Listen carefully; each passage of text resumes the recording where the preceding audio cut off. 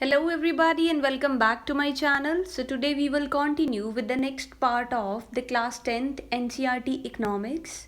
अगर आपने पार्ट 1 नहीं देखा है तो आप डिस्क्रिप्शन बॉक्स में लिंक चेक कर सकते हैं, वहाँ से आपको पार्ट 1 ऑफ चैप्टर 2 मिल जाएगा। तो चलिए स्टार्ट करते हैं। Sectors of Indian economy, this is our chapter 2 that we have already started. So these are the major contents, and out of these first two contents we have covered in the part 1. So now we will talk about the GDP. As you know that GDP, gross domestic product, is a symbol of development of any country. अगर किसी country का GDP ज़्यादा है means वो country developed है, अगर किसी country का GDP कम है मीन्स वो डेवलपिंग या फिर अंडर डेवलप्ड है. But now the question arises, what is this GDP? अगर आप कहो GDP means gross domestic product, तो ये तो सिर्फ फुल फॉर्म है. Then what about the meaning? Gross domestic product means sum total of all the goods and services produced in an economy in monetary terms in a particular year. हमारी country में जितनी भी total goods and services produce हो रही हैं जिनको हम monetary terms में काउंट कर सकते हैं, वो सब GDP में काउंट होंगी. ठीक है, नॉन मॉनेटरी टर्म्स को GDP में नहीं काउंट करते, बार्टर सिस्टम को GDP में नहीं काउंट करेंगे. But keep in mind, GDP में सिर्फ फाइनल गुड्स काउंट होती हैं, इंटरमीडिएट गुड्स नहीं काउंट होंगी. As we have discussed about the sectors of the Indian economy, primary, secondary and tertiary sector. And primary sector में क्या होता है? Most of raw material produce होता है. जैसे शुगर केन की प्रोडक्शन हो रही है, कॉटन की प्रोडक्शन हो रही है, तो वो क्या है? रॉ मटेरियल है. तो कॉटन की प्रोडक्शन को, वीट प्रोडक्शन को या फिर शुगर केन को, ये सब चीज़ों को हम GDP में तब तक नहीं काउंट करेंगे जब तक ये फाइनल गुड्स में कन्वर्ट नहीं हो जाती. So let's discuss the meaning of और the difference between the final and intermediate goods for the more clarification. Final goods means the goods which are finally ready, the goods which are ready to use. Intermediate goods which are not yet ready to use, अभी production process complete नहीं हुआ, कुछ ना कुछ add करना है, तब जाके ही ये फाइनली रेडी होंगी. Here you can see the first point, the goods which are used either for the final consumption or for the capital formation. वो सारी गुड्स जिनको हम डायरेक्ट कंजम्पशन के लिए यूज़ कर सकते हैं तो उसको हम फाइनल गुड कहते हैं. एंड जिन गुड्स से कैपिटल फॉर्मेशन होता है वो भी फाइनल गुड्स हैं. Intermediate goods, the goods which are used up in producing the final goods and services. Final goods and services को प्रोड्यूस करने के लिए जो भी गुड्स, जो भी रॉ मटेरियल यूज़ हो रहा है, that is intermediate good. The value of the final goods is included in the national income. अगर हम नेशनल इनकम काउंट करते हैं या फिर GDP काउंट करते हैं तो उसमें सिर्फ फाइनल गुड्स की वैल्यू काउंट होगी. इंटरमीडिएट गुड्स की वैल्यू को हम नेशनल इनकम में नहीं काउंट करते. I will tell you the reason why सो.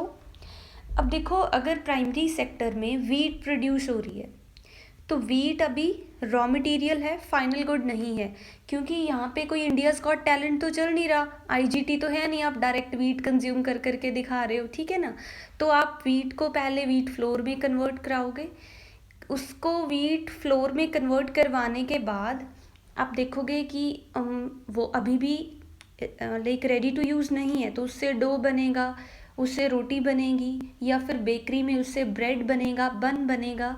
तो ये सब चीज़ें रेडी टू यूज़ हो जाएंगी. अगर हमने वीट प्रोडक्शन की जो मॉनेटरी वैल्यू है उसको GDP में काउंट कर लिया, फॉर एग्जांपल ₹100 की वीट की वैल्यू काउंट कर ली GDP में.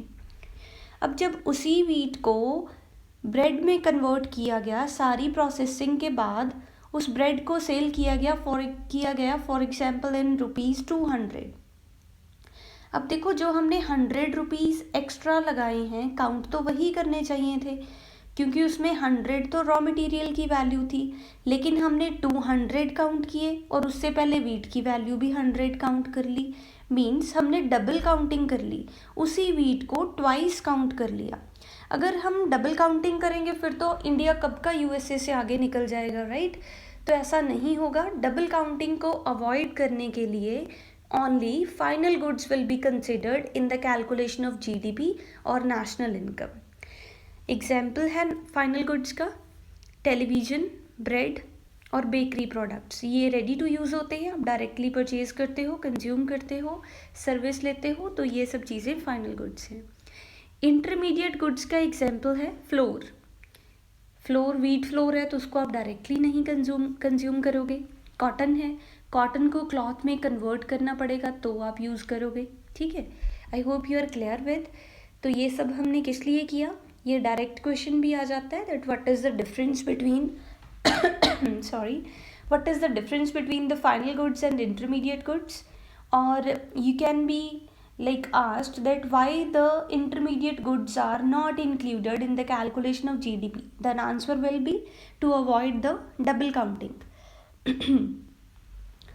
Okay, next you can go through with the meaning of GDP.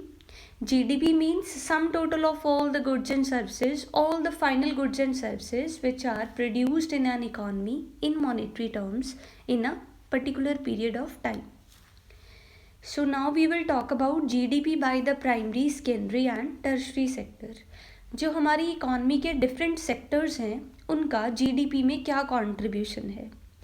देखो वैसे तो 2020 चल रहा है, I am aware about, but अगर हम NCERTs की बात करें तो NCERTs में जो डाटा है वो 2013-14 का है। यू कैन कंसिडर कि हमारे एजुकेशन सिस्टम का यही एक प्रॉब्लम है कि जो बुक्स हैं वो बहुत जल्दी अपडेट नहीं होती, एडिट नहीं होती, तो जिसकी वजह से कभी कभी हमें पुराना डाटा को ही स्टडी करना पड़ता है। एनीवेज आप इससे जज कर सकते हो कि कैसे हम ग्रो कर रहे हैं। ठीक है, चलो 1973 एंड 74 में आप देख सकते हो प्राइमरी एंड टर्शरी सेक्टर का कंट्रीब्यूशन ऑलमोस्ट सेम था, एंड सेकेंडरी सेक्टर जिसमें हमारे इंडस्ट्रीज आती हैं उसका कंट्रीब्यूशन कम था। In the other diagram, like same diagram but the other one graph you can see, other one bar, in the year 2013-14 contribution of primary sector has increased, contribution of secondary and tertiary sector has also increased, but tertiary sector is a major contributor of GDP. GDP में सबसे ज़्यादा contribution tertiary sector का है। tertiary sector में सारे services आती हैं जैसे कि बैंकिंग, इंश्योरेंस, ट्रांसपोर्टेशन, ये सब चीज़ें आती हैं। अगर हम डिफरेंट सेक्टर्स की बात करें जीडीपी में तो आप देख सकते हो डिफरेंस 2000 एंड 2013 का कंपैरिजन है तो काफ़ी इम्प्रूव हुआ है, बट टर्शरी सेक्टर है वो सबसे ज़्यादा कंट्रीब्यूट करता है। ठीक है, next one is share of sectors in employment. हमने लास्ट वीडियो में भी डिस्कस किया कि जो हमारी इकॉनमी है on the basis of economic activities, इसको 3 सेक्टर्स में डिवाइड किया हुआ है, primary sector, secondary and tertiary sector. Now the question arises कि हर एक सेक्टर सेपरेटली कितनी एम्प्लॉयमेंट अपॉर्चुनिटीज़ जनरेट करता है, दैट विल सी।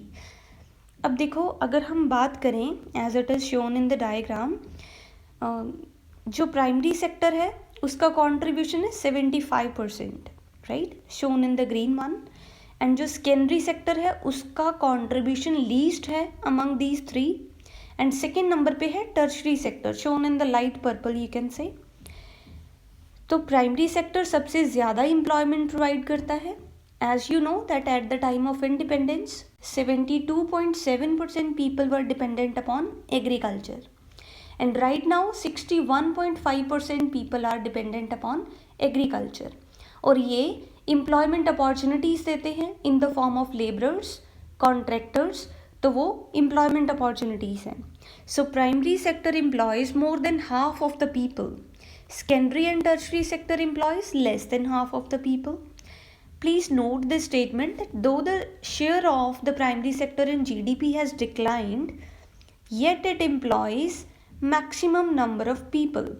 अगर हम जीडीपी में बात करें, यहाँ पे देखें तो प्राइमरी सेक्टर का कंट्रीब्यूशन जीडीपी में बहुत कम है, बट एम्प्लॉयमेंट अपॉर्चुनिटीज़ सबसे ज़्यादा प्राइमरी सेक्टर दे रहा है। ठीक है, अगर आपको वीडियो अच्छा लगा हो तो लाइक करें, and if you are new to my channel subscribe करें and share with your friends.